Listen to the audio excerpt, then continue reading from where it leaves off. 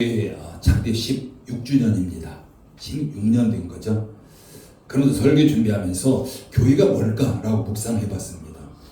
그리고 하나님께서 우리에게 교회를 주셨을까 또한 이렇게 묵상을 해봤습니다. 여러분들도 교회가 뭘까, 그리고 하나님이 왜 우리에게 교회를 주셨을까 묵상해보시면서 한번 정리를 해보시기 바랍니다.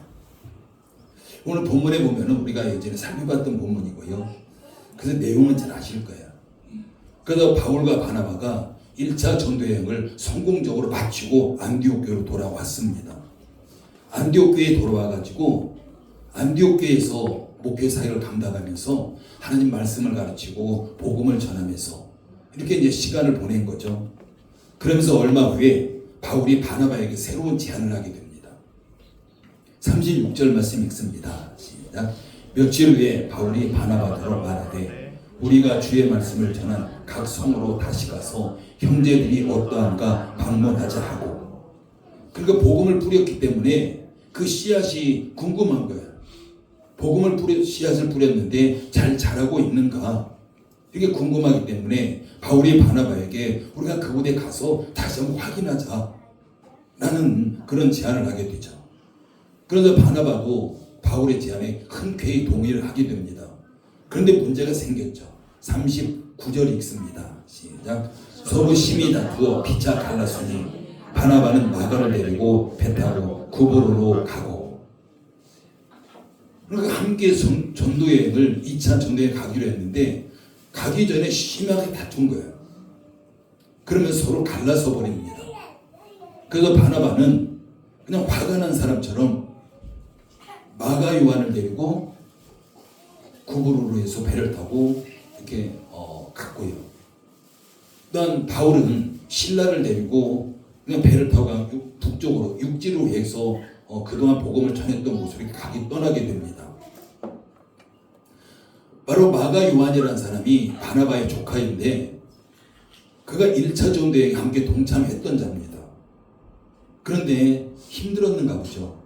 그래서 초반에 그냥 포기하고 다시 돌아가 버렸어요. 근데 바나바는 그를 데리고 가자라는 것이었고, 바울은 우리를 떠나서 포기하고 돌아간 자 데리고 갈 수 없다. 의견이 좁혀지지 않는 거죠. 그러면서 심히 다투면서 서로 각각 갈라서게 되고, 그러면서 각각 따로 전도 여행을 떠나게 된 겁니다. 근데 여기서 우리가 궁금한 것은 이 이후에 바나바라는 이름이 사도행전에 전혀 언급하지 않아요. 한 번도 나오지 않습니다. 우리 쉽게 말하면 바나바는 오늘날 말하면 안디옥 교회 담임 목사예요. 그래서 바울을 데려다가 함께 동역하는 바로 그런 자였습니다. 그럼에도 불구하고 오늘 본문 이후에 한 번도 등장하지 않는 이런 모습이 참 궁금한 바로 그런 모습이었습니다.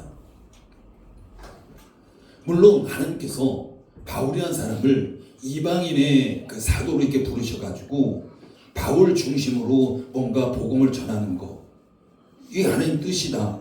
우리가 그건 맞습니다.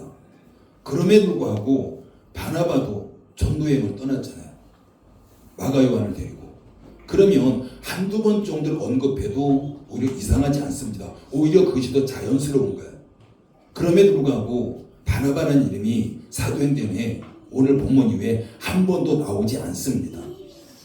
근데 우리가 본문에서 중요한 것이 하나가 있습니다. 40절 말씀입니다. 같이 읽습니다. 시작. 바울은 신라를 택한 후에 형제들에게 주의 은혜의 부탁함을 받고 떠나. 여러분, 바나바는 마가 요한을 데리고 그냥 화난 사람처럼 훌쩍 그냥 떠나버렸어요. 근데 바울은 바나바와는 대조적입니다. 신라를 선택하죠.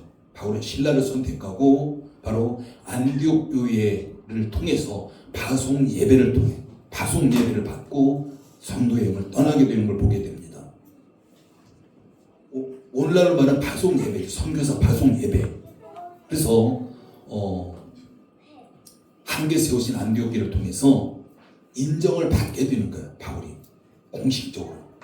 그러면서 환송을 받고 축복을 받고 기도를 받고 그러면서 선교여행을 떠나고 있는 바로 그런 모습을 볼 수가 있습니다. 여러분, 오늘이 열린문교회 창립 10주년 기념주일입니다. 16년 전에 하나님께 열린문교회를 세우신 거죠. 교회라는 것은 건물이 아닙니다. 하나님께 세우신 열린문교회는 건물을 세우신 것이 아니라 사람을 세우신 거예요. 여러분 한 사람 한 사람 부르셔가지고 열린문교회를 이렇게 세우신 겁니다. 그러면 열린문교회는 저와 여러분이 열린문교회예요. 건물은 교회가 아닙니다. 예배 드리는 장소예요.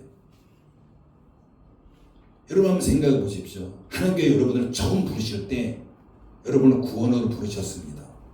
그 구원으로 불렀다는 것은 개인적으로 부르신 거예요. 우리의 부모가 믿음이 좋기 때문에 덤으로 구원받는 이런 일들은 절대 일어나지 않습니다. 내가 믿음이 없으면 그 구원에 이를 수 없는 바로 그런 부르심입니다.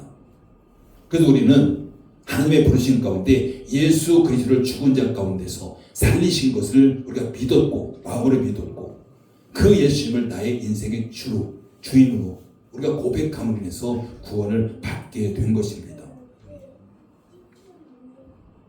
그런데 중요한 것은 우리가 구원을 받았지만 그 구원은 완성된 구원이 아니라는 사실이에요.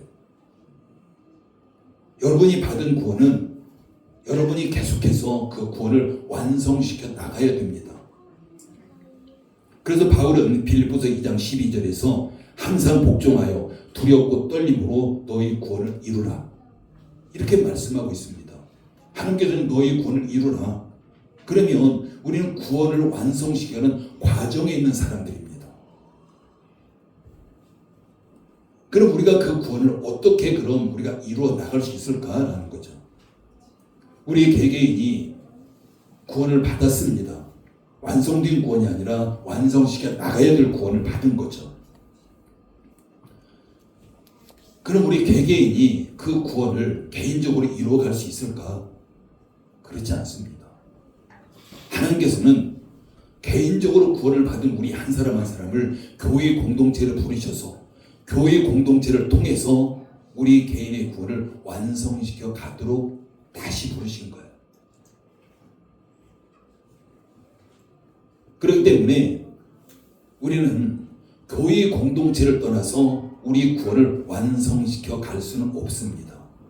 교회 공동체를 떠나면 우리의 신앙은 더 퇴보할 수밖에 없어요. 우리의 믿음은 점점 후퇴할 수밖에 없습니다. 그래서 우리는 공동체 안에서 연합을 통해 우리의 구원을 완성시켜 나가야 되는 줄 믿습니다. 그래서 교회 공동체가 우리 신앙생활에서 매우 중요한 겁니다. 너무 소중한 거예요. 우리가 무엇을 하더라도 교회 공동체를 통해서 하셔야 돼요. 그래야 우리 구원이 완성으로 나가는, 우리의 믿음이 더 성장해 가는 이런 모습이 우리에게 있게 되는 것입니다. 오늘 본문에서도 바울이 바나바와는 다르게 안디옥 교회를 통해서 그 파송 예배를 받고 그렇게 하면서 선교행을 떠난 거죠. 근데 바나바는 바울과 대조적으로 화난 사람처럼 훌쩍 마가요한테 그냥 떠나버린 거예요. 근데 바울은 공동체가 중요하다는 걸 분명히 그건 알고 있고 그 2차 선교행, 3차 선교행 그 모든 선교행을 바로 안디옥 교회와 함께 그 공동체 안에서 공동체를 통해서 그 선교행을 감당하고 있는 이런 모습을 볼 수가 있습니다. 그래서 안디옥 교회 공동체는 바로 바울에게 주의 은혜의 부탁함을 받고 이렇게 표현합니다. 주의 은혜의 부탁함을 받고 이것은 바울이 선교 여행에 축복했다는 말이에요. 안디옥 교회가 그리고 기도했다는 말입니다. 그리고 지속적으로 바울의 선교 여행을 위해서 기도했다 이런 의미가 되는 거죠. 사랑하는 성도 여러분, 열린문교회 공동체 우리에게 너무 소중합니다. 우리는 우리의 구원을 이루어가도록 하나님께서 열린문교회 공동체로 다시 부르신 바로 그런 자들입니다. 우리의 구원을 이루어가는 것은 반드시 열린문교회 안에서 공동체 안에서 연합을 통해 이루어 가셔야 돼요. 그 연합이 깨질 때 우리의 구원도 흠집이 날 수밖에 없고 우리 믿음이 퇴보할 수밖에 없습니다. 그래서 개인의 구원은 개인의 믿음으로 받아요. 그렇지만 그 구원을 완성시켜 나가는 것은 공동체 가운데 공동체를 통해서 연합을 통해서 우리가 이루어 나가는 것인 줄 믿습니다. 우리가 잘 아는 시편 133편 그 표제어가 다윗의 시 나오면서 뭐라고 나오냐면 성전에 올라가는 노래입니다. 성전에 들어가면서 성전에 예배하러 가면서 불렀던 노래입니다. 보라 형제가 연합하여 동감이 어찌 그리 선하고 아름다운고 머리에 있는 보배로운 기름이 수염 곧 아론의 수염에 흘러서 그 옷깃까지 내림 같고 헐모레 이슬이 시온의 산들에 내림 같도다. 거기서 여호와께서 복을 명령하셨나니 곧 영생이로다. 공동체가 연합해서 동감이 어찌 그리 선하고 아름다운고 하나님이 감탄하신 거예요. 그들이 구원을 이루어가는 과정, 그 연합을 통해 이루어가는 과정이 너무나도 하나님께서 보시기에 감탄하신, 감동하신 이런 모습이었고, 그래서 감동하신 하나님께서 그 공동체를 향해서 바로 복을 명령하신 겁니다. 이게 바로 시편 133편인 거죠. 바로 우리도 열무교회 공동체를 통해서 여러분의 구원을 완성시켜 나가십시오. 계속해서 믿음의 진보를 보여주십시오. 어떤 환경에서도 또한 부족하고 힘들더라도 어렵더라도 인내하면서 우리가 서로 연합할 때 우리의 구원은 아름답게 빛이 나게 될 줄 믿습니다. 그렇게 된다면 하나님께서 반드시 열무교회에게 복을 명령하실 것이고 여러분 한 사람 한 사람에게 복을 명령하실 줄 믿습니다. 우리가 그렇게 될 때 우리가 주일 예배 가운데 예배 현장 가운데 하나님께서 복을 명령하시면 당연히 우리의 질병이 치유가 일어날 것이고 우리의 물질이 다시 회복이 일어날 것이고 우리의 자녀들의 회복이 일어나고 가정의 회복되고 우리의 관계들이 완전하게 회복이 일어나게 될 줄 믿습니다. 이제 열무교회 창립 16주년 맞았습니다. 우리가 17주년을 향해서 달려가게 될 것입니다. 우리가 서로 연합함으로 우리가 하나 되어질 때에 하나님이 감동하시게 될 것이고 우리가 또다시 하나님께서 열린문교를 향해서 하나님께서 복을 명령하심으로 해서 여러분들이 그 복을 취하고 그 복을 누리는 앞으로 1년이 되기를 예수님의 이름으로 축복합니다. 기도합니다. 아버지의 은혜를 감사를 드립니다. 열린문교 16년 동안 하나님께서 지키시고 인도하심에 감사를 드립니다.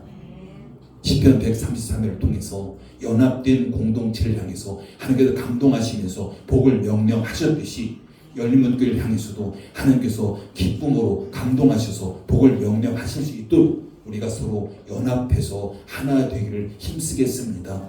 아버지 하나님, 이제 17주년을 향해서 달려갈 때에 늘 하나님의 기쁨이 되는 열린문교의 공동체가 되게 하시고 매 주일 예배 가운데 하나님이 감동하셔서 복을 명령하는 주일 예배가 되게 부디감도록 인도해 주시옵소서. 예수님의 이름으로 기도드립니다. 아멘. 예, 찬송가